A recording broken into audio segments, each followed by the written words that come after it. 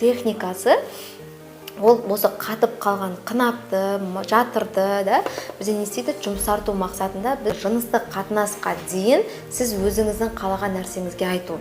Сырғыған сайын бұл қозу рефлексін тудырып отырады міне. Фермейда қанша кең қынап болса да, бұл жаратылыс пен анатомиялық тұрғыда қынаптың наоборот тесігі, қынап бізде автомат түрде ісінеді.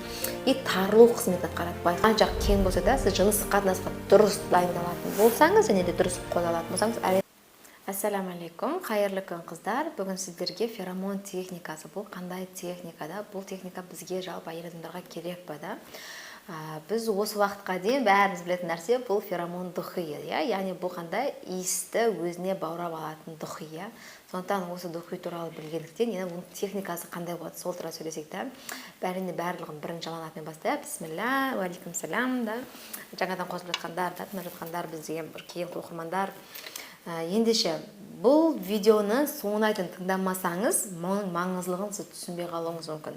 Сонымен қатар сіздерде міндетті мен лайк күтемін, что видео ұнайтын болса, және де сұрақтарыңыз болса комментарийға жазуларыңызға болады.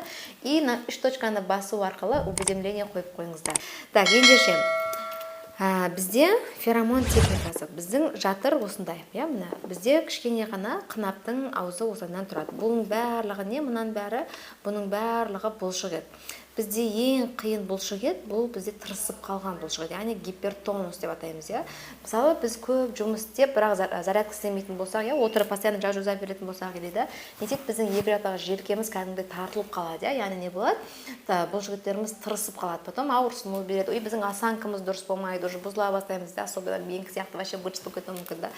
И онымен жұмыс жасап, уже әрекет етесіздер. Массаждар аласыз, банк аласыз, хиджаб аласыз, кішкене рахаттанасыз, но все равно какой-то момент қайдан оңалса басталады.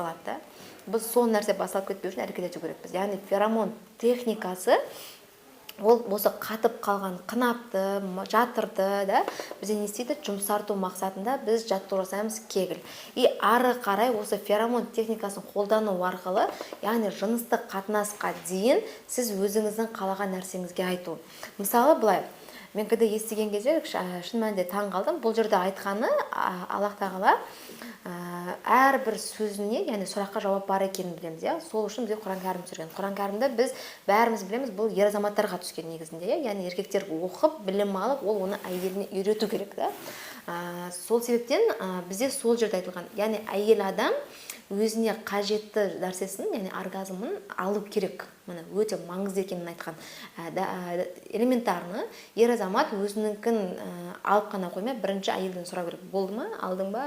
Өзінікін сезіндің ба? Деген сияқты сұрау керек. Яғни бірінші әйелді грубо айтылады, тындырып беру керек, бітіп беру керек, одан кейін өзіңін алу керек. Міне. Ал бізде көпшілігі оған қарамайды, сұрамайды, онымен шаруа жоқ. Әрине бұл білімсіздік на самом деле, да. И дәл сол бізде осы феромон техникасы сіздерге көмектеседі, әйел өзінің қалаған ләззатын сезінуіне мүмкіндік береді. Міне сол ләззатты алу үшін сізге жақсырақ көмек беретін техника бұл феромон техникасы деп аталынады. Бұны қай уақытта істейсіздер? Бұны жыныстық қатынасқа дейін 30 минут бұрын жасалыну керек, міндетті түрде, да. И сіз ол кезде арнайы техникамен орныңыздан тұрып жаттығуды істеген бойда, яғни ішке сыртқа қарай жылжыту арқылы кіші жамбас бұлшық етін былайынан билетесіз, грубо айтқанда, қозғалтып билетесіз. Осылайынан билеп қозғалған сайын мына қынап бұлшық еттері автомат түрде қысылып жіберіліп отырылады. И сол аралықта бұл жерден істейді, мына былайынан сырғып жатыр ғой, сырғыған сайын бұл қозу рефлексін тудырып отырады міне. Феромон техникасының негізгі маңыздылығы сонда. Бізде, яғни қынап автоматты түрде, мейлі қанша кең қынап болса да, бұл жаратылыс пен анатомиялық тұрғыда и физиологиялық өзінің қызметі бойынша мына қынап біз қозған кезде бұл жерге қан айналым, дофамин гормондары бөлініп барған сайын, эстрогендер көбейген сайын, тестостерондар көбейген сайын, қынаптың наоборот тесігі, қынап бізде автомат түрде ісінеді. И тарылу қызметін қарады. Байқанда, қанша кең болса да, сіз жыныстық қатынасқа дұрыс дайындалатын болсаңыз, және де дұрыс қозғалатын болсаңыз, әрине бұл жерде міндетті түрде махаббат, міндетті түрде. Сіз жақсы көрген адамға ғана қозғаласыз. Сіз жақсы көрмей, мына жеріңіз обидаңыз толып, күйіңізге деген жыныңыз шығып атады, қырылып атасыз, өзі қайсасын сіз қозбайсыз, да? Сіз ол үшін жақсы көру керек, сізде сезім болу керек. Когда сезім болады, ол сізді сүймей-ақ, онымен сөйлесіп-ақ сіз қоза бересіз, грубо айтқанда. Вот сол нәрседе мына қынап сізде автоматты түрде тарылады. Ол өзінің физиологиясында бұл автомат түрде ісіне тарылу қызметін атқарады. И когда сіз техниканы істейсіз, оның қайналымын жақсартады да, сіз міндетті түрде сол кезде өзіңіздің ләззатыңызды ала аласыз. Міне негізгі секреті, негізгі құндылығы осында феромон техникасының. И сіз ары қарай қынапты дамыта, на будущем кобра техникасына өту керек боласыз. Бұл қандай техника да? Бұл яғни төсектің нығайту мақсатында, былай айтқанда, сонымен қатар ер азаматтарға ол өте қатты ұнайды деп айта аламын. И бұл техниканы қалай, егер де дәл осы видеоның астында қазір лайк саны 1000-ға жететін болатын болса, онда мен сол туралы сіздерге айтатын боламын. Так что сіздерден лайк күтемін. Сіздермен бірге болған доктор Сейтжаппаровна, ақпарат ұнады деген ойдамын.